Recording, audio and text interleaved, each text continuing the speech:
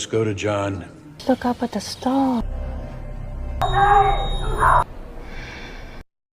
Welcome back rockers. आज हम देखेंगे द एक्ट सीरीज का फोर्थ और आखिरी पार्ट। पिछले पार्ट में जिप्सी और निक को अरेस्ट किया गया था। इस पार्ट की शुरुआत 1997 में लुजियाना में होती है, जहां डीडी अपनी 6 साल की बेटी जिप्सी के साथ बाहर लॉन पर लेटी हुई है। इमा की मौत के बाद दोनों बेघर हो गई है, क्योंकि डीडी के पास इमा का घर खरीदने के पैसे भी नहीं थे। दोनों अपने लगत के साथ तारों के नीचे लेटी भी होती है।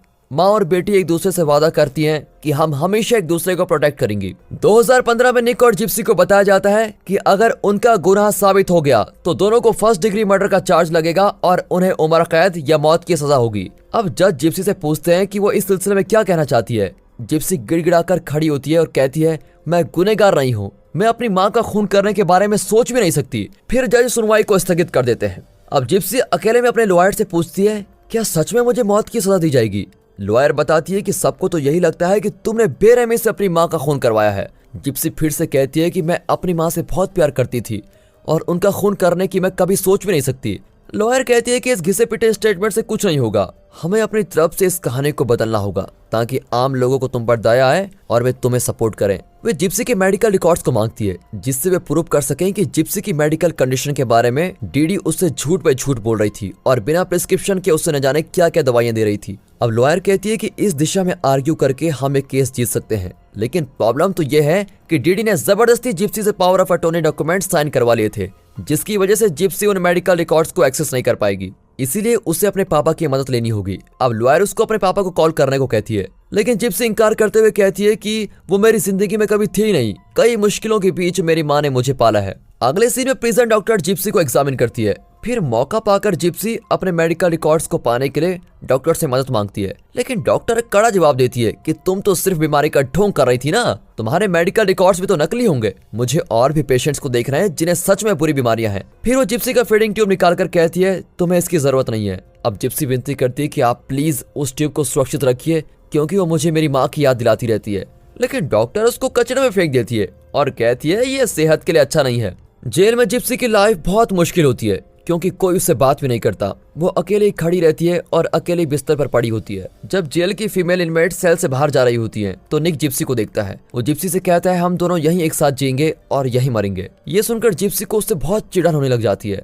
बाद में जिप्सी लाइन में खड़ी होकर जेल के फोन से लेसी को कॉल करती है, लेकिन जिप्सी और डीडी की सच्चाई जानकर लेसी उससे बात भी नहीं करना चाहती। अब जिप्सी समझ जाती है कि मीडिया उसके बारे में गलत खबर फैला रही है। वो लेसी से विनती करती है कि प्लीज तुम मुझसे मिलने आ जाओ और हम कुछ बातें करेंगे। लेकिन लेसी पूछती है कि क्या तुम इतने साल से चल फिर सकती थी? इस पर जिप्सी एकदम फ्रीज हो जाती है और अपनी सिचुएशन एक्सप्लेन करने की कोशिश करती है, लेकिन लेसी काम का बहाना करके कॉल काट देती है। अब बेबस होकर जिप्सी अपने पापा रॉड को कॉल करती है और कहती है, आप मुझे ठीक से जानते तो नहीं हैं, लेकिन फिर भी मेरी मदद कर सकते हैं। प्लीज मुझे मेरी मेडिकल रिकॉर्ड्स लाकर दीजिए। वहाँ मैन और दूसरे पड़ोसी डीडी और जिप्सी को कोसते हैं कि माँ और बेटी ने हमारे साथ विश्वासघात किया है और हमारे विश्वास का गलत फायदा उठाया है। बीमारी का बहाना करके दोनों हमें बेवकूफ बनाती गई। पर लेसी बताती है कि उनकी हरकतों के पीछे कोई न कोई राज तो छुपा हुआ है। जब वो मैल को जिप्सी के कॉल के बारे में बताती है तो मैल को और गुस्सा आ जाता है। जिप्सी को बताया जाता है कि कोई उससे मिलने आया है। उसे लगता है कि लेसी आई होगी, लेकिन वेटिंग रूम में उसके पापा मेडिकल रिकॉर्ड्स लेकर उसका इंतजार कर रहे होते हैं। बड़ी मुश्किल से दोनों एक दूसरे को हेलो करते हैं और फिर रॉड जिप्सी को उसके मेडिकल रिकॉर्ड्स देता है। रॉड बताता है कि तुम्हारी माँ ने कई बार डॉक्टर से झूठ बोला कि तुम्हें कई सारी बीमारियां हैं। अब जिप्सी रियलाइज करती है कि उसकी माँ उसे कभी कुछ बोलने नहीं देती थी और खुद ही उसके सारे फैसले लेती थी।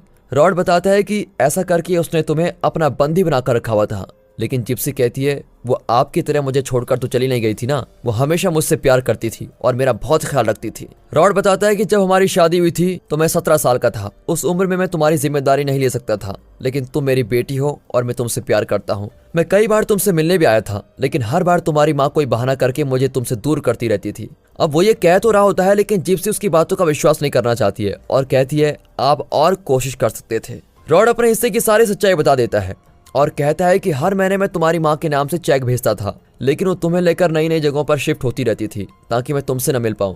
जिप्सी जानती है कि उसकी माँ बड़े बड़े झूठ बोल चुकी है, लेकिन फिर भी वो रॉड के मुंह से उसके बारे में बुरा नहीं सुनना चाहती है। वो मेडिकल रिकॉर्ड्स को लेकर जाने लगती है, लेकिन रॉड उसको रोकता है और उसके बचपन की फोटोज दिखाता है जिसमें जिप्सी और रॉड साथ साथ होते हैं। वो जिप्सी को कन्विंस करता है कि जब तुम पैदा हुई थी तब से मैं तुम्हारे साथ ही था। फिर वो स्पेशल ओलंपिक की एक फोटो दिखाता है जिसमें रॉड और जिप्सी साथ होते हैं। तब जिप्सी 8 साल की थी जिप्सी को याद आता है कि उसकी माँ हमेशा यही कहा करती थी कि स्पेशल ओलंपिक्स के लिए मैंने तुम्हारे पापा को बुलाया था, लेकिन उन्होंने आने से इनकार कर दिया। अब जिप्सी को यकीन हो जाता है कि उसकी माँ ने उससे झूठ के सिवा और कुछ भी नहीं बोला।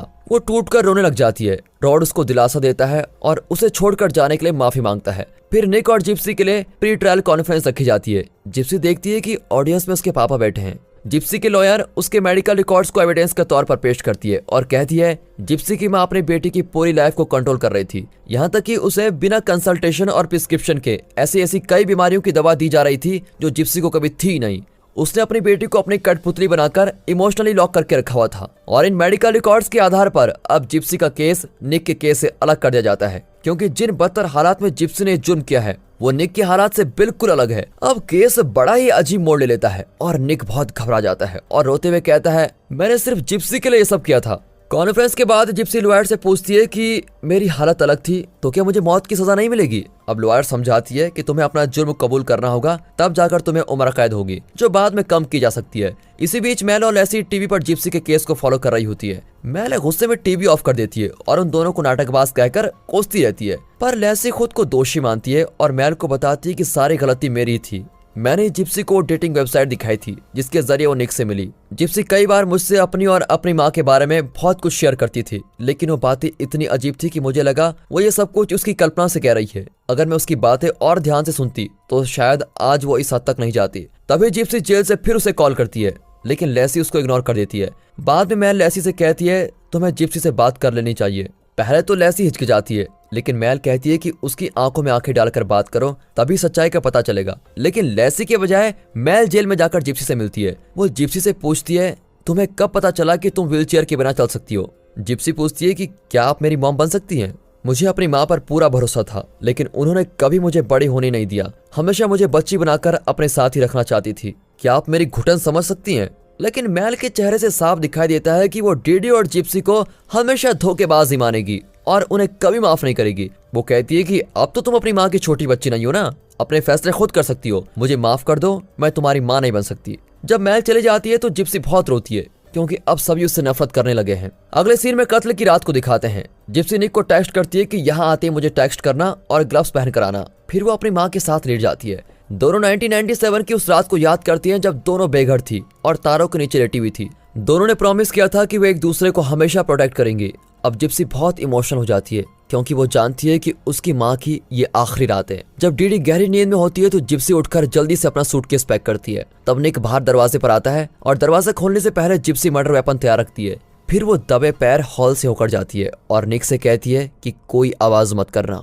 फिर वो निक को चाकू देती है और उसे डीडी के कमरे में लेके जाती है। अपनी माँ को कत्ल होते हुए देखने की हिम्मत उसमें नहीं होती, इसलिए वो बाथरूम के अंदर चली जाती है। कुछ देर बाद उसकी माँ दर्द के मारे चीखने लगती है तो जिप्सी कांपने लग जाती है।